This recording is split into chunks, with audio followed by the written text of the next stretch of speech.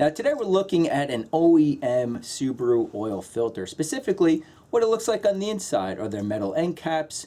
Are they using synthetic media in terms of the filtration? And if you don't know what those things are, we'll go over every single one in this video and we'll compare them to other filters that we've opened. So at least you have a pretty good idea on what's going on here. Now very quickly, we will be giving away one of these filters.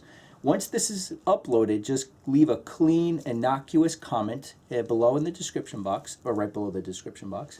And after 1 week, we'll choose a winner. We'll contact you asking for the year, make, and model of your vehicle. We'll ship one out to you. So that being said, let me clean off the bench and cut open this guy. Now very quickly, before we open up the filter, we can start to reverse engineer and see the type of materials that they're using. So number one, taking a look at the gasket. This is a nitrile gasket as opposed to silicone. Now silicone you'll find on your higher end oil filters, and silicone resists very, very low temperatures and very, very high temperatures better than nitrile rubber. To give you an example, this is from a Purolator 1 oil filter, which is more money than this, but they're using a silicone gasket. That's, again, this is one example why you're paying more money on these other filters. This is good for 10,000 miles. This is 7,500 miles. So that's number one. Number two, taking a look at the base plate. This is a metal base plate. And take a look behind these inlet holes. You see a black material right here. That is your anti-drain back valve. It looks like they are using a nitrile rubber anti-drain back valve, again, as opposed to silicone. And we'll talk more about that valve when we cut open the filter. This is made in the USA. Doesn't seem to be wire backed. And on top here, when we cut open the filter, you'll see that there's a valve, and that's your bypass valve. Okay, let's cut it open.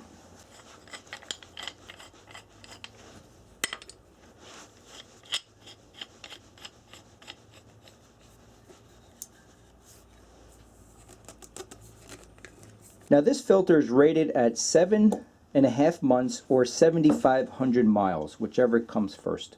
Now one thing to note is check your Subaru. Every Subaru is different. This happens to be for a 2010 Impreza non-turbo, so it's rated at 7,500 miles or 7.5 months. Other Subarus are different. Some of them, on the newer ones, they're every 6,000 miles. On your older ones, it may be every 3,000 miles. So just check the owner's manual, and it will spell out how often to replace the oil. If you lost the owner's manual, Subaru has a very nice website that you can look up and download the owner's manual for many of their vehicles. So just download it. You get to see exactly what's going on. So right off the bat, this is the anti-drain back valve. The whole point behind this valve is when you turn off your vehicle, instead of having, let me put this all back together, instead of having all the oil drain out of the oil filter, this retains the oil when the car is not running. So the next time you start your vehicle, you don't have a dry start. There's oil readily available to circulate, do the cooling, remove contaminants, and that sort of thing. So that's the whole point behind it. Now on your higher end oil filters, these will be silicone as opposed to rubber. Again, this is nitrile rubber. This is what a silicone anti-drain back valve looks like. As you can see, it's thicker. I can feel that the weight is heavier.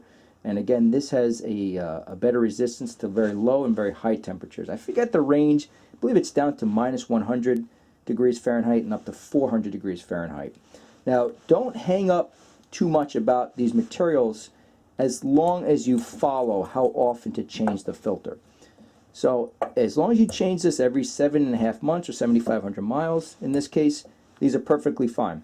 And even as an extra check, we did cut open a Frem Extra Guard, which is rated at 5,000 miles. And they use the exact same components in terms of a paper or cardboardish end cap and a nitrile rubber anti-drain back valve. And after 8,000 miles, this was still in perfectly good shape, and the end caps were in perfectly good shape. So replace the oil when you're supposed to, and the oil filter will be perfectly fine. If you're using synthetics going 10 to 15,000 miles, this is not the filter for you. You want to get something higher end. Now, again, going back to these are the end caps. So it looks like we have a metal center tube and cardboard end caps, or cardboardish material end caps.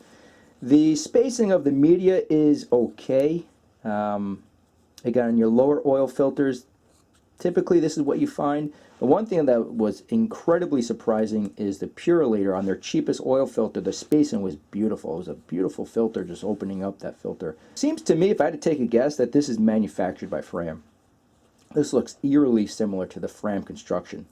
And that you find that a lot. There's typically just a number of small manufacturers that make these oil filters, and then they brand it at on different brands.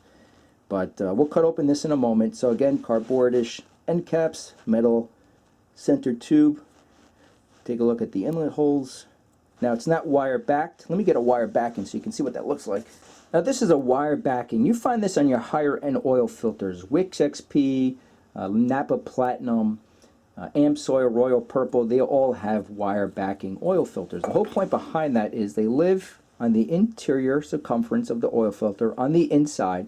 It keeps the conformity of the oil filter. Now don't forget that these higher oil filters are rated well up to 15,000 miles. Some Amsoils go up to 25,000 miles. So this is a very nice feature to have because engine oil is incredibly warm, very, very hot, and it can degrade the filter, and this just keeps everything intact. Again, if you're changing your oil when you're supposed to, you don't need the wire backing in this case, because 7,500 miles and 7.5 months really isn't enough to degrade this thing. So that being said, let's also talk about this guy. This is really two components in one. Number one, this is essentially a spring that keeps everything very, very tight inside the oil filter, very, very compact. But the other thing is, if you take a look right here, this is a bypass spring or a bypass valve. Whole point behind this is if this filter is clogged and it can no longer filter the oil, and instead of starving the engine of oil, this little valve opens up. Okay, so it's unfiltered oil, but this little guy actually hurts my fingers. This little guy opens up, okay, and it allows at least engine oil to get back into the engine and not starve it of engine oil. But again, to be at that point, maybe if you're running well over the limit, but maybe very, very dusty conditions, if you're doing a lot of towing, this is really not the filter to use. You want to use something a little bit better than that. Okay, now let's go ahead and cut open the filter. Very quickly also, a lot of times I get questions regarding efficiency rating and microns and that sort of thing. Two things I could not find out about this filter is the micron rating and the efficiency rating. Now again, this being very similar to Fram and just knowing what the cheaper oil filters do in terms of efficiency and micron rating, my guess is this is probably 95 to 96% efficiency at maybe 25 microns, something along, maybe up to 30 maximum. Now just to give you an idea, the thickness of a dollar bill is roughly 100 microns. And the fact that this will filter, again, 25 to 30 maybe, it's amazing. It really is. Now, this media is not synthetic. That's the other thing. Your higher end oil filters will use a synthetic media. Whole point behind synthetic is not only does it capture very, very small contaminants, but it allows the oil to flow better than these. This is most likely cellulose, could be a polyester, a blend of the two, but this is what you find on your cheaper oil filters.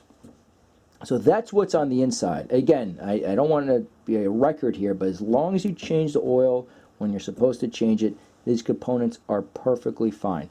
So as a last step, let me cut open this filter, just show you what it looks like. I'll take a quick measurement regarding the square inches of surface area, and we'll wrap it up. Now I'm just going to take a quick measurement. It won't be exact, but pretty darn close. So the length, how we got here? So 56.5 inches long,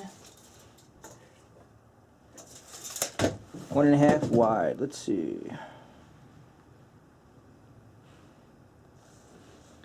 56.5 times 1.5. So 85 square inches of surface area. That is a very, very good number. So those are the innards of a Subaru oil filter. A couple things come to mind. Number one is if you are running this filter, make sure the oil that you're using is good up to, in this case, 7,500 miles. Some of your cheaper conventional motor oils are good up to 5,000 miles. Just read the bottle. You'll see the limit on the bottle usually. And if you're running a 5,000 mile motor oil, change this at 5,000 miles. That's personally what I would do. If I was using this in my Subaru, I happen to have a 2010 Impreza, I would use a blend, a synthetic and conventional motor oil blend. I'd be perfectly happy with this filter if I was changing it every 7.5 months. I happen to run synthetic because I like synthetics, especially with variable valve timing engines. You need clean engine oil for those systems to work correctly. So I like synthetics. So I use a different filter, but if I was using this, I would be perfectly okay as long as I changed it every 7,500 miles. Lastly, if you have a new Subaru, chances are you're not changing your own oil, but if you are, use a factory oil filter. And that's because you don't want something to happen with the engine. You go to the dealer and they say, sorry, we're not going to cover it because you're not using a factory part. You never know. Some of these guys can be really tricky. Now, Subarus are well known to be reliable, but you never know, right? These are mass-produced vehicles. So use a factory oil filter. We will include this in our oil filter playlist, so if you're thinking about another oil filter, check out that playlist. We have a number of filters you can knock yourself out looking at. Next one up is this guy. This is Champion. Look how nice this packing is. I was really impressed by the way this box was. Pretty cool.